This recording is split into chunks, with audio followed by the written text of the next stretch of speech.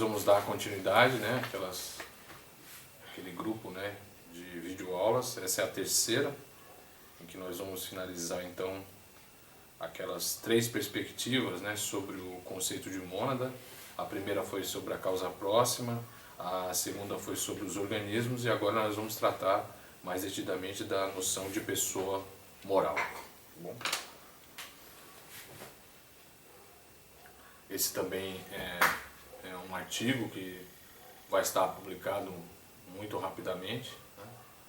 Vai sair pela revista Hélios, da Universidade Estadual, né, do Vale do Acaraú.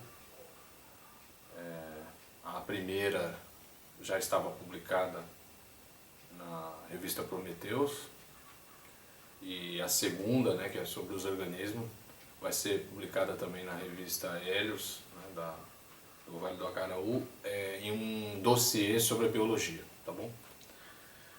Então vamos lá. Como nós sabemos, né, o Leibniz, que nasce em 1646 e morre em 1716, escreve os novos ensaios sobre o entendimento humano em resposta ao ensaio sobre o entendimento humano do filósofo inglês John Locke. John Locke, que morre em 1704 e que havia nascido em 1632. Né? E inclusive, né, isso faz adiar a publicação dos novos ensaios. Né?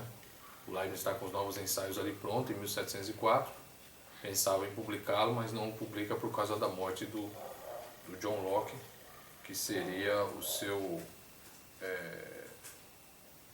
autor a partir do qual ele teria escrito, né, os seus ensaios, né, uma crítica ao ensaio do Locke.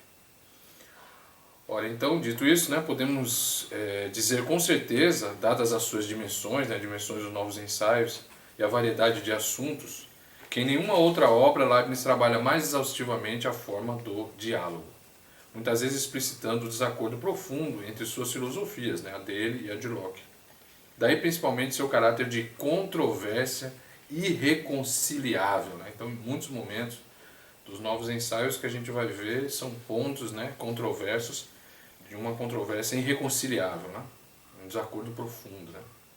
O que pretendemos em nossa aula de hoje é, detalhando certos momentos dialógicos, recuperando certo papel que os conceitos de identidade pessoal, consciência, substância e mônada são chamados a desempenhar, né?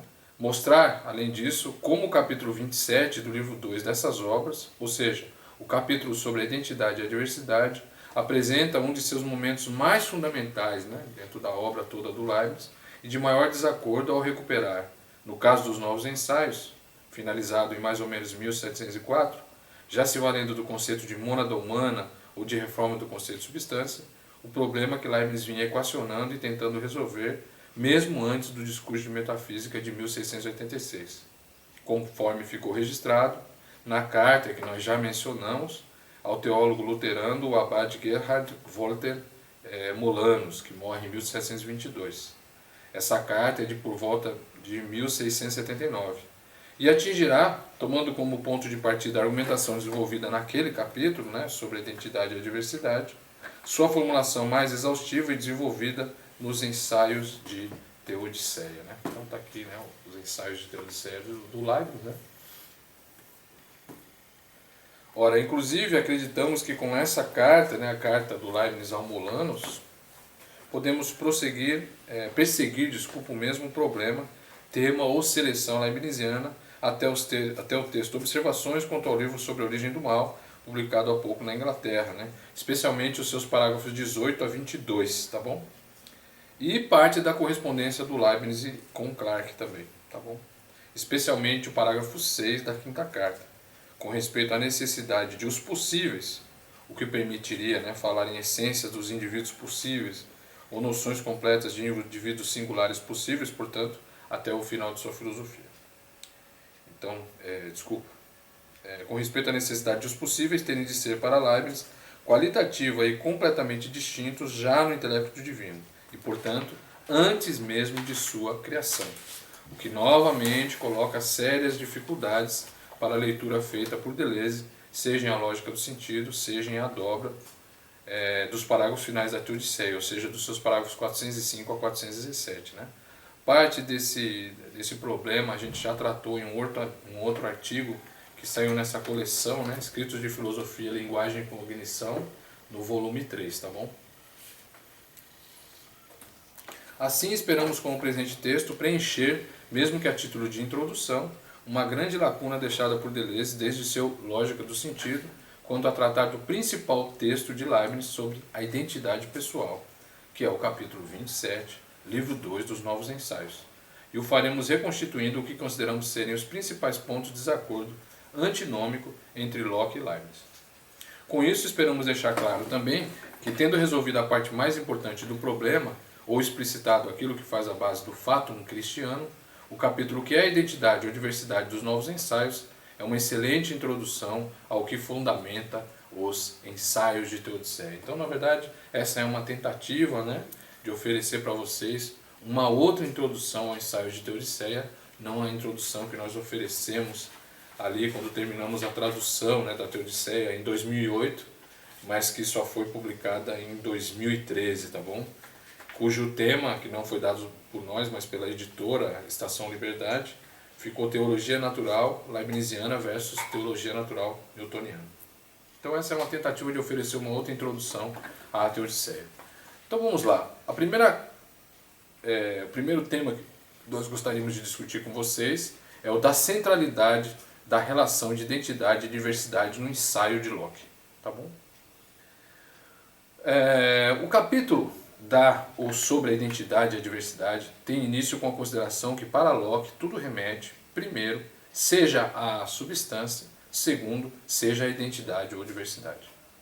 Consideremos primeiramente a problematização da noção de substância para que possamos explicar o posterior uso também do termo gênero. Locke começa o capítulo afirmando, cito Locke, o Locke dos ensaios, né? Nós vamos utilizar em geral essa tradução, né? A tradução do Pimenta, tá bom? Diz o Locke, só temos ideias de 3 tipos, né? Gêneros, sortes de substância. Deus, que não tendo começo, né? É eterno, mutável, inalterável, onipresente, e como só existe ele assim, ou seja, é diverso de tudo mais, não há dúvida de sua identidade. Segundo, as inteligências ou espíritos finitos, né, que tem cada um tempo e lugar determinados de existência, relação que determina a cada um a sua identidade. E terceiro, os corpos, que dada a realidade dos átomos e do vazio, né, para o Locke, cada partícula de matéria ou certo corpo permanece a mesma desde que não haja subtração ou adição a ela. Fim de citação. Ora, como o que nos interessa é o segundo gênero ou espécie de substância, ou seja, as inteligências finitas, e que a relação que determina a identidade ou diversidade de cada uma delas, de cada espírito ou inteligência finita, é, para Locke, a relação de tempo e lugar determinados de existência, vejamos como é apresentada tal relação, ou seja, a relação de identidade. Para começar, não podemos deixar de observar que, além da menção às 3 noções de substância do início, o capítulo que trata da relação de identidade e diversidade é central no ensaio, pois, como atesta o próprio Locke, cito, mas é contraditório que 2 ou mais sejam o mesmo, o que mostra que identidade e diversidade são relações e vias de comparação muito bem fundadas e muito úteis para o entendimento. Como tudo mais é modo ou relação e remete em última instância à substância, a identidade ou diversidade da existência particular de modos ou relações determina-se na mesma vida. Sem citação. Ora, trata-se de explícita menção ao princípio de não contradição, diríamos em sua versão física. Ou seja, primeiramente a identidade e a diversidade são tidas como relações e vias ou maneiras, né, de comparação que, por conta de ser contraditório e ridículo que 2 objetos, né, substâncias de tipo 2 ou 3, ou mais objetos existentes sejam o mesmo, isto é, que 2 objetos de um mesmo gênero, espécie ou tipo, estejam no mesmo lugar e no mesmo tempo. São muito bem fundadas essas relações e muito úteis para o entendimento humano. Daí tratar-se de um tema fundamental, também dada a sua utilidade para uma investigação sobre o mesmo entendimento, um ensaio concernente ao entendimento humano. Daí que o que existe, justamente por sua existência, em um mesmo lugar e em um mesmo tempo, é idêntico a si mesmo, e difere de tudo mais de um mesmo gênero de substância. Além disso, dado que tudo mais é modo ou relação, a existência particular de modo ou relações também se determina pela via ou maneira da comparação da identidade ou diversidade, o que leva à conclusão de Locke, cito, é impossível, portanto, que seja o mesmo movimento ou pensamento cuja existência é considerada em tempos diferentes, pois cada uma de suas partes existe em momentos diferentes. Fim de citação. Ou seja, nenhuma parte, mesmo de pensamento, é idêntica à outra, já que cada uma de suas partes existe em momentos diferentes. Ora, a partir dessas observações, Locke acredita que descobriu aquele que foi um grande problema para os escolásticos, o qual Leibniz adjetivou de um muito espinhoso problema. Isto é, descobriu, Locke, o princípio de individuação, e o caracterizará da seguinte maneira, cito, a partir do que se disse até aqui, é fácil descobrir o tão desejado principium individuationis. É plenamente a existência mesma, que determina toda sorte de ser ao tempo e ao espaço, ou lugar, particulares que não se compartilham por dois seres do mesmo gênero ou substância. Parece, mas só parece, mais fácil conceber esse princípio em substâncias, talvez como tenha pretendido Descartes, do que em modos simples. Ora, fim de citação. Ora, dadas aquelas observações e a explicitação de tal princípio, Locke passará primeiro a diferenciar aquilo que faz a identidade em uma massa de matéria e em um corpo vivo. 2. Em seguida, o que faz a identidade dos corpos vivos que são plantas. Então, o primeiro está no parágrafo 3, o segundo no parágrafo 4. E terceiro, depois, o que faz a identidade dos animais e a de um mesmo homem individual, que vai estar nos parágrafos 5, 6 e 7. Com relação a este assunto, são diversos os problemas e questões que vão surgindo, as diferenciações e suposições, que inclusive podem parecer muito estranhas aos leitores, como afirma o próprio Locke, ele mesmo o admite. E tudo graças a não termos uma visão clara, e diremos menos ainda distinta, das substâncias pensantes. Ou, dito de outra forma, dada a nossa ignorância da natureza da coisa pensante. Justamente no início de tais questões e problematizações, veremos Locke anunciar a investigação e ensaio sobre o tema que de fato nos importa problematizar, a saber, cito Locke, para conceber e julgar corretamente a palavra identidade, devemos considerar a ideia representada pela palavra. Se os nomes substância, homem e pessoa representam três ideias diferentes, então uma coisa é uma mesma substância, de tipo 2, espiritual, de tipo de 3, corporal, outra coisa o mesmo homem e uma terceira coisa uma mesma pessoa. E a identidade depende, em todo caso, da ideia a qual cabe o nome. A cuidadosa consideração desse ponto poderia ter evitado boa parte das frequentes confusões a esse respeito, que parecem acompanhadas de dificuldades nada desprezíveis, especialmente no caso da identidade pessoal. É esse tema que aparece aí, o tema da identidade pessoal a partir de agora. Tá bom? E diz o Locke, o caso da identidade pessoal, que é o nosso próximo assunto. Tendo afirmado isso ao final do parágrafo 7, e dado que esse capítulo possui um total de 29 parágrafos, o que teremos a partir do parágrafo 8 será a explicitação de problemas e questões, às vezes apenas referentes a nomes, outras não, de qualquer modo referentes ao que pode significar a expressão ou representar a ideia de identidade pessoal para Locke. E assim nós terminamos esse primeiro movimento. Agora eu gostaria de tratar, então, propriamente da identidade pessoal e sua associação à consciência. Ora, dito assim, no início desse movimento, ali no parágrafo 8, veremos Locke diferenciar a ideia de homem da de outros animais, sendo que também um aspecto ou forma determina a diversidade ou diferença desses gêneros de seres, ou seja, papagaios ou gatos racionais, dados suas formas serem diferentes, não são homens e ponto final. Em seguida, no parágrafo 9, parte-se de uma premissa afirmada imediatamente antes que permite dizer, quanto à noção de pessoa, que, cito Locke, a palavra pessoa representa um ser pensante, inteligente, de razão e reflexão, que pode se considerar, em diferentes tempos e lugares, igual a si mesmo, itself as itself. Uma mesma coisa, talvez uma mesma substância pensante e um ser idêntico a si mesmo, somente por possuir a consciência, que, sendo inseparável do pensar, parece-me essencial a este ser pensante, inteligente, de razão e reflexão. Fim de citação. Ora, a partir da menção à noção de consciência, portanto, Locke poderá dizer que é ela que faz que um homem seja para si mesmo, be himself, ele mesmo, to himself, o que consiste na sua identidade pessoal, personal identity.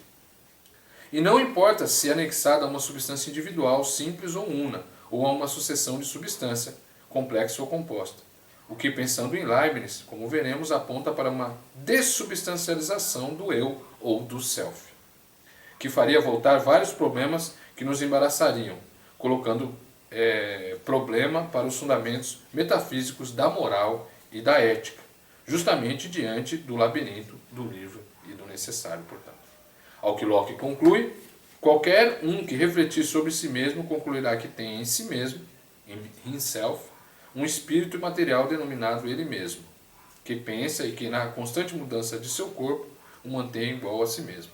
E eu é a coisa consciente, pensante, que, independente da substância espiritual ou material, simples ou complexa, é consciente e sensível de prazer e de dor, e que, sendo capaz de felicidade e aflição, se preocupa consigo mesma na medida da extensão da sua consciência. Fim de citação.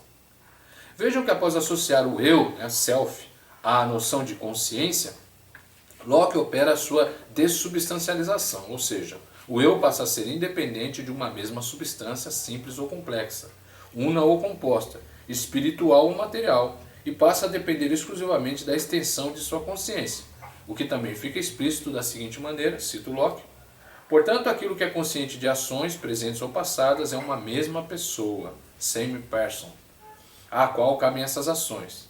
Não importa tanto em qual substância esteja o mesmo, quanto de que eu, I, que agora escrevo, sou o mesmo, the same myself, que ontem escrevia, independentemente se consiste ou não de uma substância, material ou imaterial.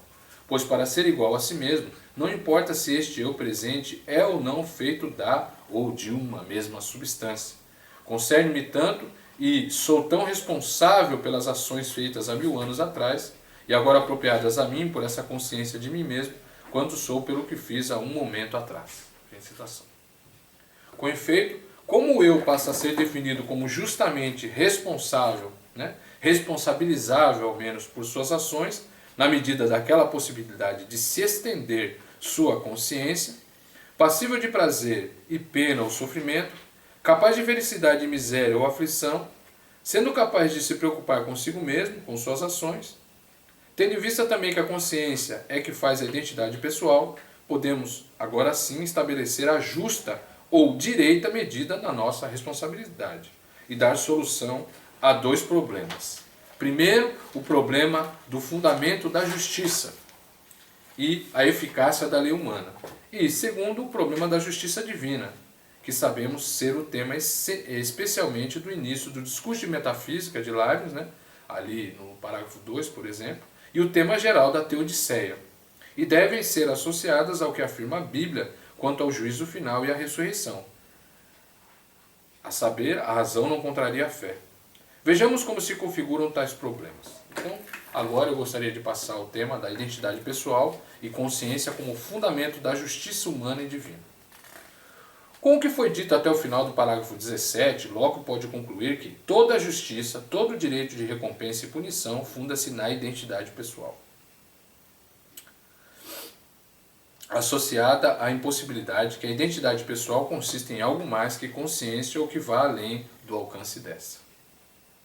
Ora, mesmo que não tenhamos uma visão clara ou distinta das substâncias pensantes, ou dito de outra forma, dada a nossa ignorância da natureza da coisa pensante, é a partir de tal definição de identidade pessoal que Locke vai resolvendo ou apenas abandonando uma série longa de problemas, questões e suposições, que inclusive podem parecer muito estranhas aos leitores, como já dissemos.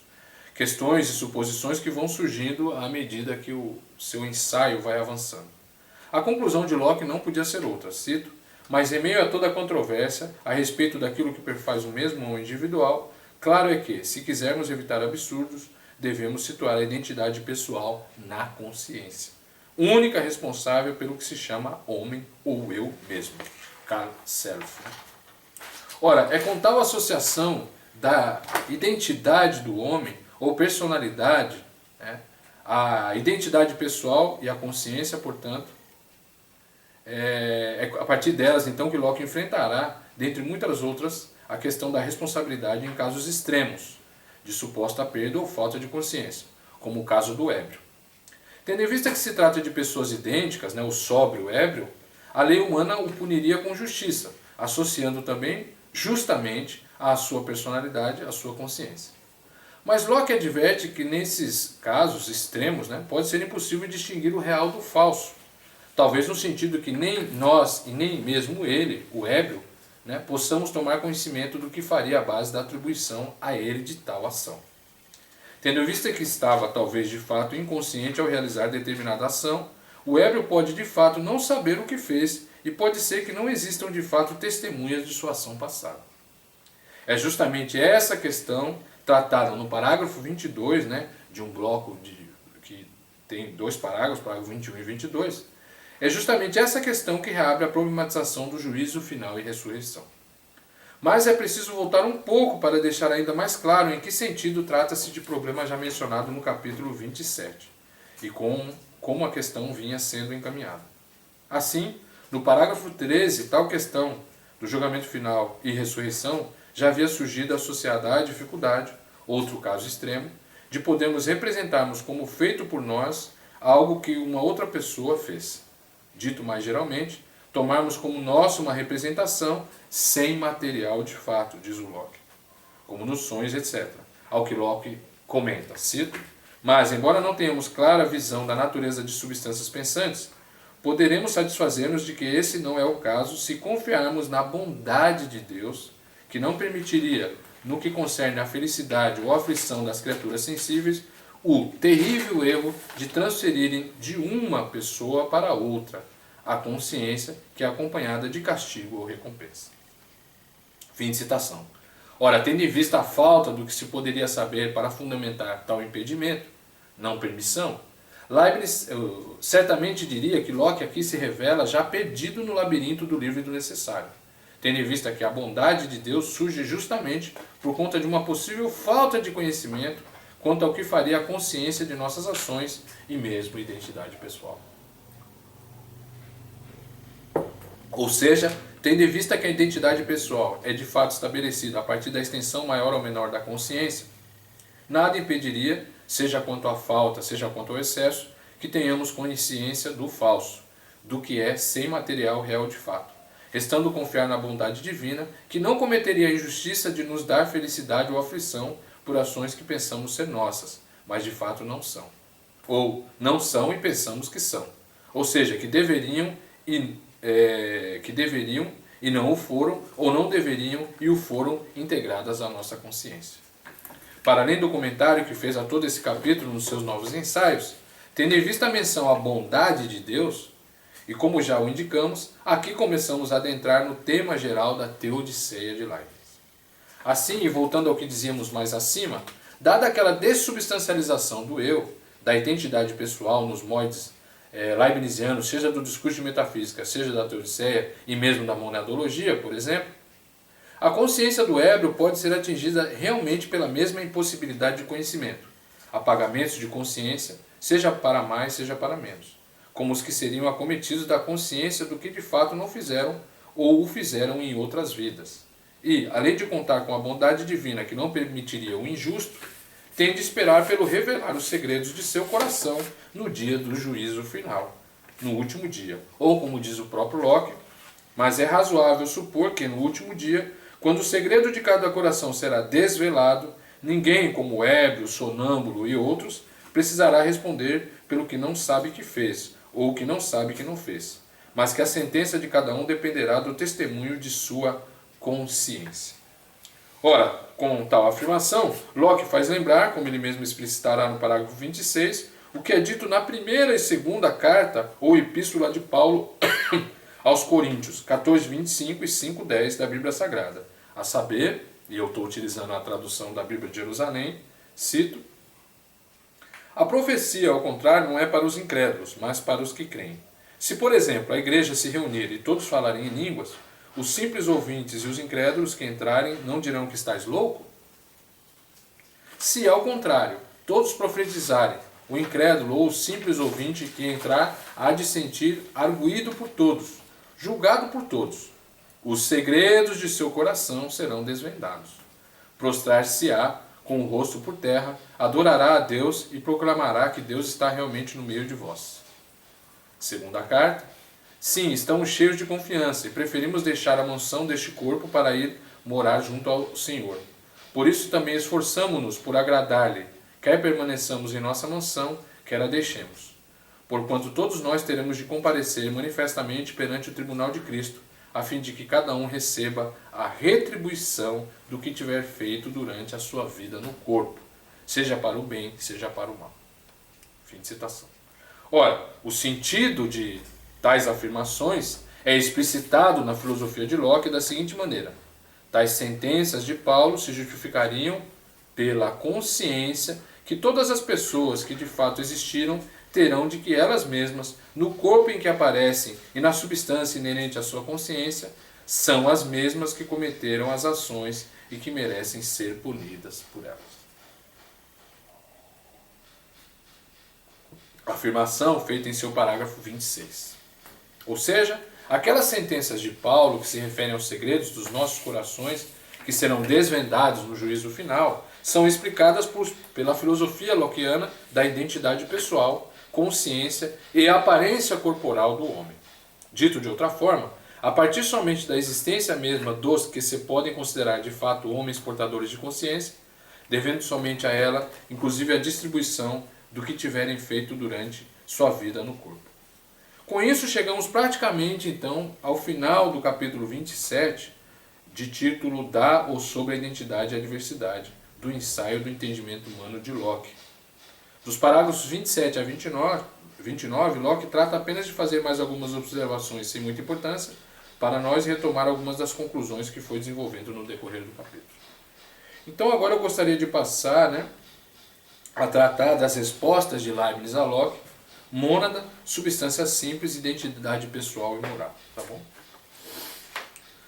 Portanto, para além do comentário que fez a todo o capítulo 27 do livro 2, nos seus novos ensaios sobre o entendimento humano pelo autor do sistema da harmonia pré-estabelecida, tendo em vista a menção à bondade e justiça de Deus como parte do problema geral da identidade pessoal ou da pessoa moral, aqui começamos a adentrar no tema geral da Teodiceia de Leibniz, cujo título completo, da Teodiceia é Ensaio de Teodiceia sobre a bondade de Deus, a liberdade do homem e a origem do mal.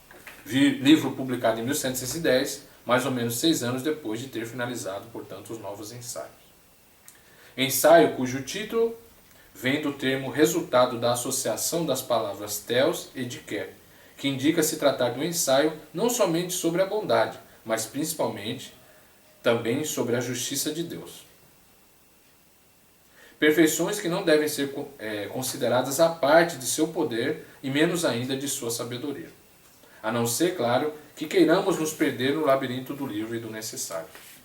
Ensaio em que Leibniz prova de uma vez por todas o que já havia formulado na carta que enviou, em mais ou menos 1679, ao teólogo luterano e abade Gerhard Wolter Molanus, nos seguintes termos, cito a carta: é por esse motivo que, a fim de satisfazer a esperança do gênero humano, é preciso provar que Deus, que governa tudo, é sábio e justo, e que ele não deixará nada sem recompensa e sem castigo. São esses os grandes fundamentos da moral, mas o dogma de um Deus que não age para o bem, de uma alma que é imortal, sem lembranças, não serve senão para enganar os simples e para perverter as pessoas espirituais. O termo francês é persona spirituelle. Ou seja, fim de citação. Ou seja, o que para além da extensão e do que diz no prefácio de seus novos ensaios, não deve deixar dúvidas, tanto com relação ao interesse que o capítulo 27 do livro do ensaio de Locke deve ter despertado em Leibniz. Inclusive por conta de ser o momento em que o conceito de pessoa espiritual ou homem passível de consciência é problematizado com o objetivo de determinar o que é justo e a medida de sua responsabilidade. Quanto que seu ensaio de Teodiceia é certamente sua maior obra sobre moral ou ética. Também, inclusive, em resposta a obras que, como a de Locke, e a partir de uma nova noção de sujeito, o sujeito moderno, voltam a se perder diante dos velhos problemas da filosofia. Todavia, de início, precisamos dizer que não vamos fazer uma análise comparativa com os mesmos detalhes com relação ao texto de Leibniz. Cremos ter pontuado suficientemente o texto de Locke no decorrer das notas, que se seguiram ao texto que a gente está lendo. Gostaríamos de finalizar nossa exposição apontando apenas o que consideramos serem suas oposições principais. Em um primeiro momento, Leibniz vai opor ao princípio individuationis, descoberto ou criado, supostamente por Locke, o princípio interno de distinção, dizendo que, cito Leibniz, é preciso sempre que além da diferença do tempo e do lugar, haja um princípio interno de distinção. Assim, se bem que o tempo e o lugar, isto é, a relação ao que está fora, nos sirvam para distinguir as coisas que não distinguimos bem por si mesmas, as coisas não deixam de ser distinguíveis em si. E a gente já sabe, até por conta da solução que o Leibniz deu para o problema do movimento, a noção de causa próxima, e depois também a noção geral de organismo, essa diferença então tem que ser interna, tende a haver distinções internas. Continua o Leibniz, o específico da identidade e diversidade não consiste, portanto, e contra Locke ou Newton, no tempo e lugar, ou na existência mesma. É antes pelas coisas que se deve discernir um lugar ou um tempo do outro, pois por si mesmos são perfeitamente semelhantes, mas também não são substâncias ou realidades completas. Fim de citação. Ora, o que Leibniz faz aqui é indicar que aquele princípio de individuação, baseado na existência mesma, ou no tempo, espaço ou lugar, assunto que investigou desde sua dissertação de mestrado, ou seja, desde 1663, portanto, coaduna muito bem com o que Newton estabelecia serem o tempo e espaço absolutos. E isso a gente mostrou na nossa primeira aula, tá bom? Ou seja, que foram considerados como tendo substância ou que eram realidades completas ou em si mesmas, e que fariam a distinção real das coisas. Assim, o que faz a base da recusa de tal princípio também é a doutrina leibniziana do tempo e espaço relativos ou relacionais, o que o leva a tornar toda a mudança, seja de movimento, seja de pensamento, interna às de fato realidades completas e verdadeiras, as substâncias. Ou, como ele o afirmará pouco mais à frente no próprios Novos Ensaios, toda mudança real que permite distinção e diversidade reais é interna às verdadeiras mônadas, o que também explicita a centralidade de tal assunto e conceito em sua filosofia. De qualquer modo, e ainda quanto a tal princípio, a crítica geral que Leibniz dirige a Locke vem logo a seguir. Diz Leibniz, cito, a maneira de distinguir, ou seja, o modo como Locke pensava a diversidade a partir da existência mesma, continua Leibniz, está fundada nessa suposição que a penetração ou a internalidade das coisas, continua Leibniz, não é conforme à natureza. Explicitação em pleno acordo com a doutrina lockeana da tábula rasa, já devidamente tematizada desde o prefácio dos Novos Ensaios. Daí que para Leibniz, as coisas que possuem algo essencial ou substancial que lhes é interno, de unidade e identidade real, não deixam de ser distinguíveis em si. E para o alemão, tal recusa geral de um princípio interno de distinção é um grave erro, especialmente quando se está procurando determinar o conceito de pessoa moral ou identidade pessoal, que, justamente, permitiria estabelecer os fundamentos da moral e da ética, sem atentar contra as perfeições divinas, ou seja, contra seus atributos infinitos. Poder, ou seja, ser capaz de fazer tudo o que é possível de ser feito, ou vir a se tornar verdadeiro. Sabedoria, a partir de sua ciência de visão e de sua simples inteligência, infinitas. E bondade, que depende de ser justo e a partir de conhecimento total. Em poucas palavras, como Descartes e muitos outros, Locke, a partir de seu conceito de individuação e identidade pessoal, que não supõe internalidade, também se perdeu no labirinto do livre e do necessário. Labirinto mencionado como tema geral do prefácio, no prefácio do ensaio de Teodiceia.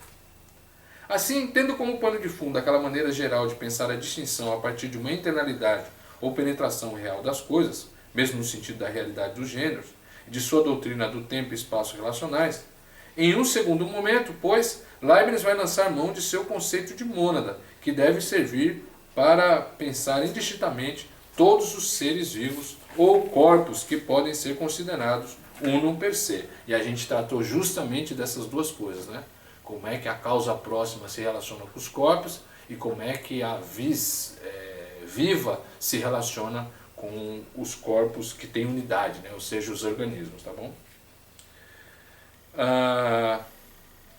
Então, voltando um pouquinho, Leibniz vai lançar mão de seu conceito de mônada, que deve servir para pensar indistintamente todos os seres vivos ou corpos que podem ser considerados unum per se. E substituir aquela existência mesma, ou seja, que não possa ser considerada apenas como um fenômeno bem fundado, conceito enunciado da seguinte maneira. Vamos lá, vamos ver como é que o Leibniz enuncia ali nos Novos Ensaios o conceito de mônada. Cito: a organização, então veja que ele está partindo da noção de organismo, né? A organização ou configuração de um ser vivo sem um princípio de vida subsistente ou interno que denominam mônada, não bastaria para fazer com que permaneça idem número, mesmo número, né?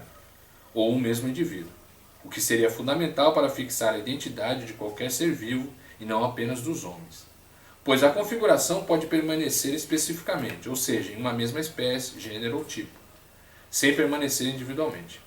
Quanto às substâncias, o que exigiu a reforma de tal conceito, que possuem em si uma verdadeira e real unidade substancial, e é o caso daqueles que podem ser consideradas pessoa moral, a qual possam pertencer às ações vitais propriamente ditas, e quanto aos seres substanciais, qual uno espírito continente, isto é, que um certo espírito indivisível anima, ou seja, as pessoas espirituais, tem-se a razão em dizer que permanecem perfeitamente o mesmo indivíduo, por essa alma ou este espírito que constitui o eu nas substâncias capazes de pensar. Fim de citação.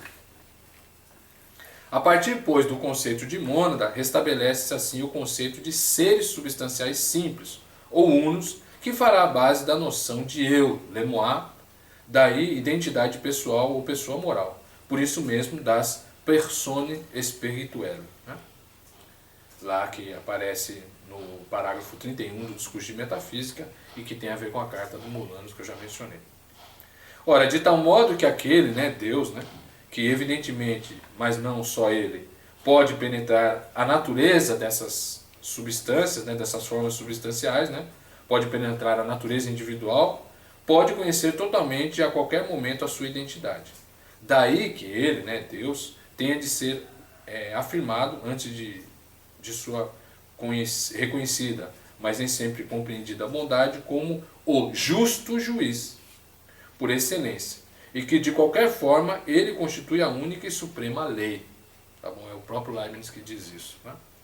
Ora, e para que tal interioridade espiritual, individual ou pessoa moral não fique solta do corpo, que mantém os aspectos físicos da pessoa, sua aparência, a qual tal alma ou natureza individual deve pertencer, em um terceiro momento, Leibniz lança mão de sua doutrina da expressão e perspectivismo, que terá como espelho sua doutrina da simbolização das substâncias simples por parte dos corpos, né, que está lá na Monadologia, no parágrafo 61. Ou, como ele mesmo vai dizer pouco depois, cito: as almas, segundo minhas hipóteses, não são indiferentes em relação a qualquer porção que seja da matéria. Continua ele: pelo contrário, elas exprimem ou expressam, né, originariamente aquelas porções de matéria, seu corpo, né, as quais estão e devem ser, né, devem estar unidas segundo a ordem. Fim de citação. Ora, o que dado um Deus que é onisciente e fora da ordem do tempo, só é possível de ser pensado a partir de, primeiro, uma doutrina do tempo e espaço relacionais que torna as relações de mudança e movimento mudanças qualitativas de situação.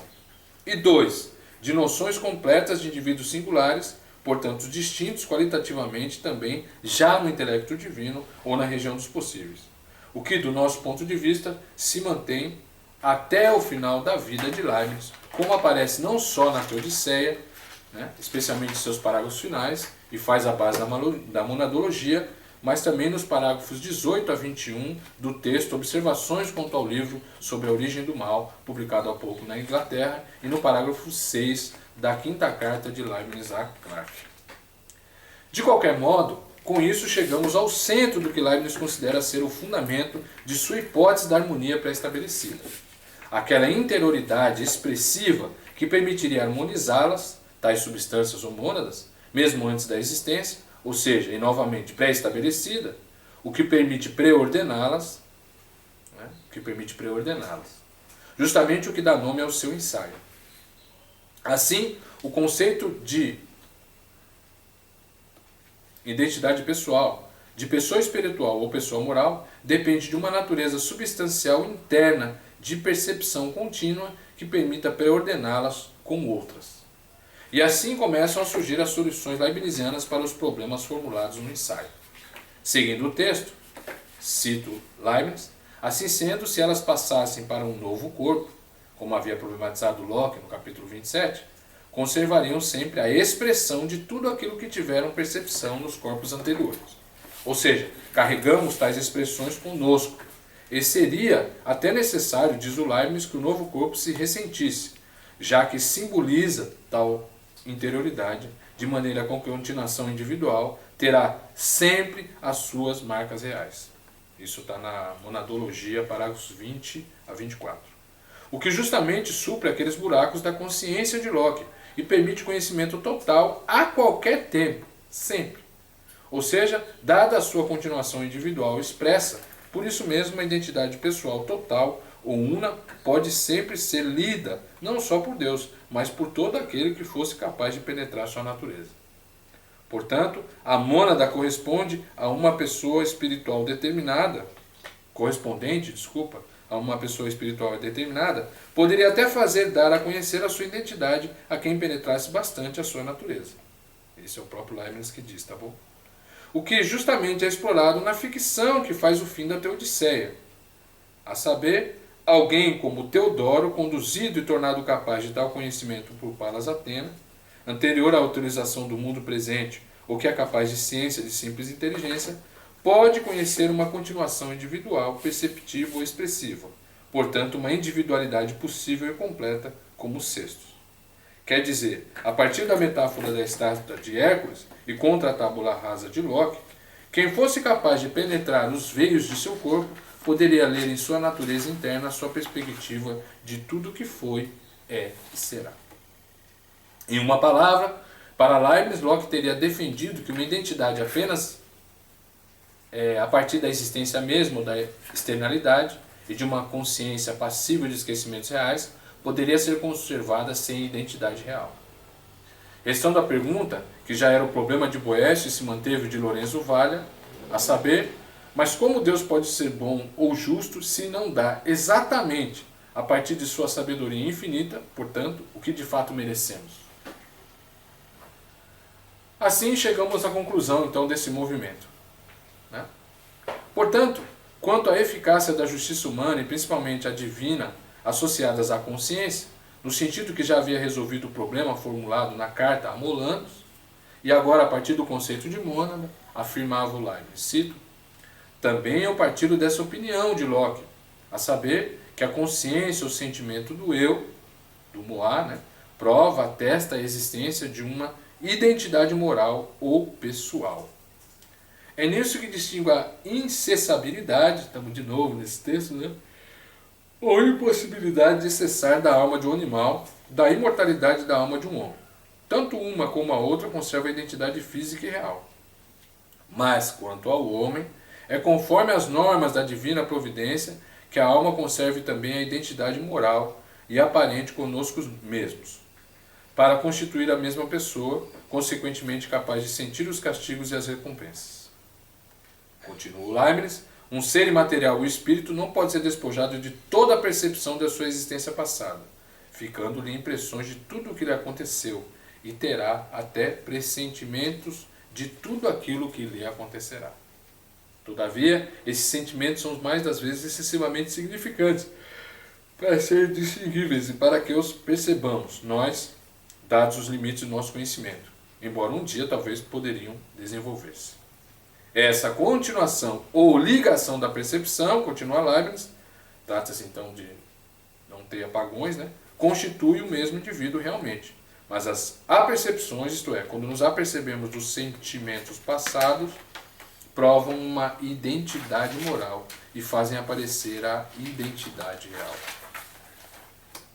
Fim de citação.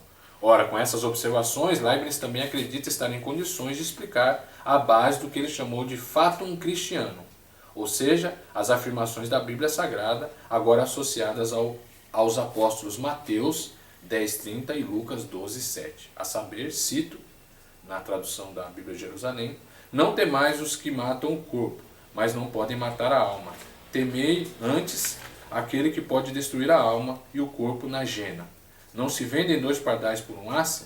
E, no entanto, nenhum deles cai em terra sem o consentimento do vosso Pai. Quanto a vós, homens, até mesmo os vossos cabelos foram contados. Foram todos contados. Não tenhais medo, pois valeis mais do que muitos pardais. Mateus 10:30. Meus amigos, eu vos digo, não tenhais medo dos que matam o corpo e depois disso nada fazem. Podem fazer. Vou mostrar-vos a quem deveis temer. Temei aquele que depois de matar tem o poder de lançar na jena. Sim, eu vos digo, a este temei. Não se vendem 5 pardais por 2 asses? E, no entanto, nenhum deles é esquecido diante de Deus. Até mesmo os cabelos de vossa cabeça estão todos contados. Não tenhais medo, pois vós, homens, valeis mais do que muitos pardais. Fim de citação. Ora, mesmo que alguns deles sejam excessivamente insignificantes para serem distinguíveis e para que os percebamos, até nossas percepções insensíveis e nossos sentimentos mais significantes foram ou estão, e desde sempre, e vale notar certa atenção entre o foram de Mateus e o estão de Lucas, contados, e não é propriamente da bondade de Deus, sem conhecimento possível anterior ao tempo e ao espaço, ou lugar da existência mesma, fixados no que Locke entendia ser o princípio de individuação, que dependemos para receber o que nos é devido por nossas ações passadas, nossos castigos e recompensas. Para isso, dependemos talvez da ciência de visão de Deus, que veria o que fizemos na presente existência. Mas também, e ainda mais, do ponto de vista do Leibniz, dependeremos de sua ciência de pura ou simples inteligência, que sempre soube exatamente o que faríamos. Ou seja, ainda mais do conhecimento divino, infinito e eterno, ou de sua onisciência extra ordinem temporis. É uma expressão utilizada pelo próprio Leibniz, tá bom?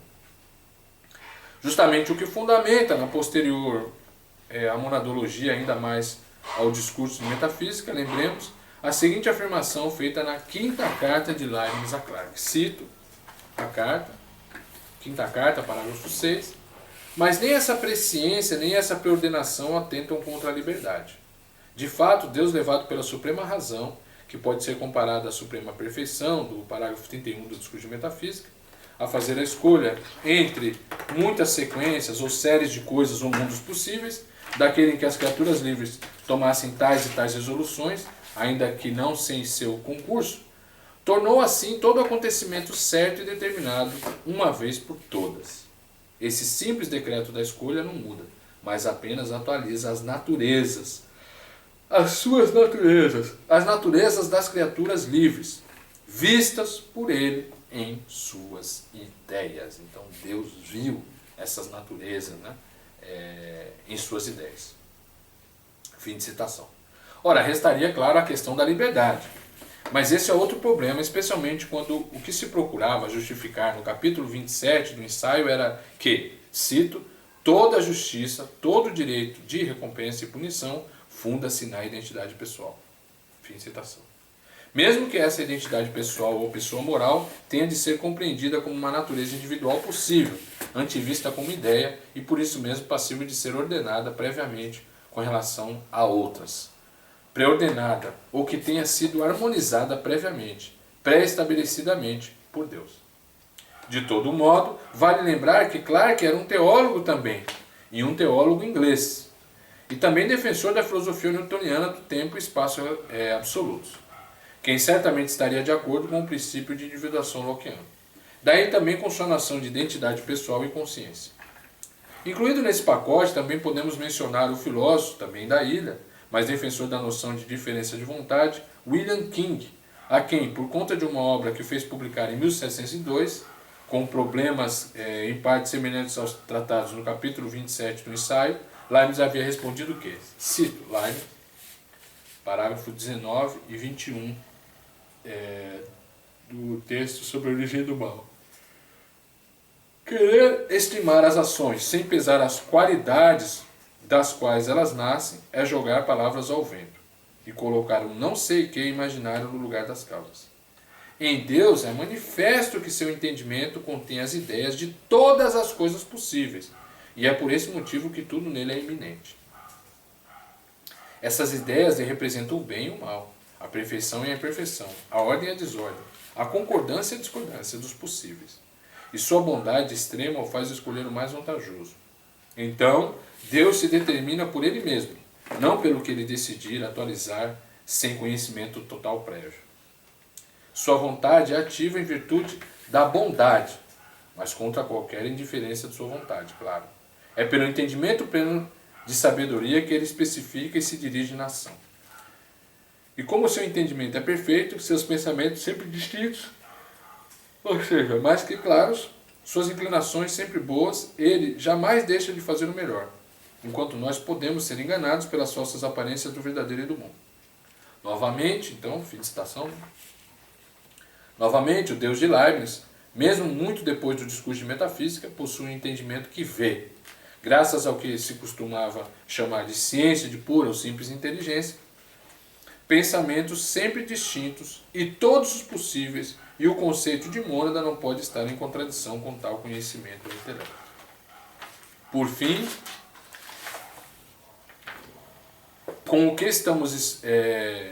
que tentamos explicitar aqui, esperamos ter deixado claro ainda uma vez o quão absurda nos parece a opinião segundo a qual, mas Deus, o Deus leibniziano, não criou primeiramente Adão, aceitando o risco de fazê-lo pecar ou de perceber que ele peca. Ele criou o mundo que Adão peca e o incluiu também em todos os indivíduos que o expressam.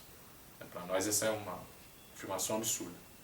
Para não repetir muito do que já dissemos, nem mesmo depois de utilizar o conceito de mônada para resolver problemas que dizem respeito a uma mais adequada caracterização da noção de pessoas espirituais ou de identidade pessoal, Leibniz abandonou a opinião que a natureza de tais entes teria sido conhecida, plena, distinta e independentemente do mundo ao qual elas pertencerão, quando de sua efetivação ou atualização. E o contrário é aproximá-lo de Locke ou Newton, e mesmo Clarke ou King. Aproximação perigosa, já que faz voltar os problemas que nem Boécio, nem Lorenzo Valla tinham resolvido satisfatoriamente, e que fazem justamente a base da ficção contada ao fim do ensaio de Teodiceia. E assim nós acabamos esse bloco de vídeo-aulas, que são 3 aulas em que a gente ofereceu 3 perspectivas do conceito de mônada. A causa próxima, os organismos e a pessoa moral. E aí acabou lá.